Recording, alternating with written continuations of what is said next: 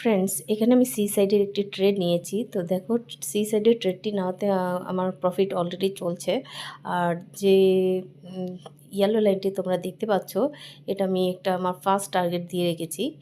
তো অলরেডি আমার 10% 11%-এর উপর প্রফিট চলছে। তো আজকে আমি 2 লটে নিয়েছি, যেহেতু প্রিমিয়াম কম আছে, তো 12-13 হাজার টাকার মধ্যে আমার 2 লট চলে এসছে। তো অলরেডি আমার 2 লটে 15-16% প্রফিট চলছে। তো দেখো, এখানে যে ইয়েলো লাইনটি আছে সেখান থেকে বারবার সেল আসছে। তারপরও আমি ট্রাই করব এই যে ইয়েলো লাইনটি ক্রস করে আমি 23,780 অবধি নিয়ে যাওয়ার জন্য। তো দেখো, এখানে 18%, 19%, 20% প্রফিট চলছে। তো এবার আমি টার্গেট স্টপ লস লাগিয়ে দেবো। টার্গেট হয়তো লাগাবো না, আমি স্টপ লসটা লাগাবো। আমি স্টপ লস লাগাইনি।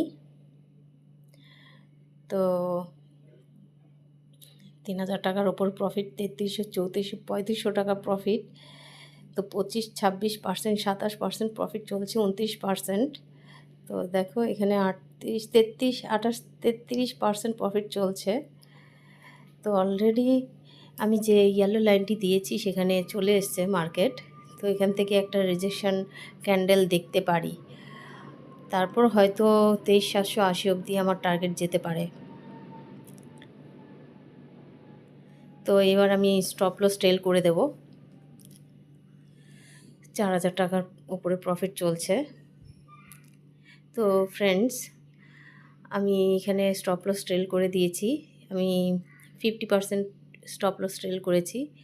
দেখো, এখানে 760-এর উপরে যদি ক্যান্ডেল ক্লোজ করে তাহলে আমার টার্গেট ইজিলি চলে আসবে। তো দেখো, এখানে আমি 113-তে লাগিয়েছি, এখানে 131 চলছে।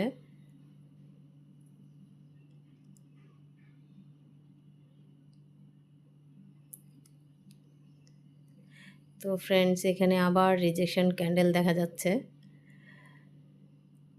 এখান থেকে আবার মার্কেট নিচের দিকে আসতে পারে। বাস আমার stop loss, trailing stop loss hit না হয়ে যায়।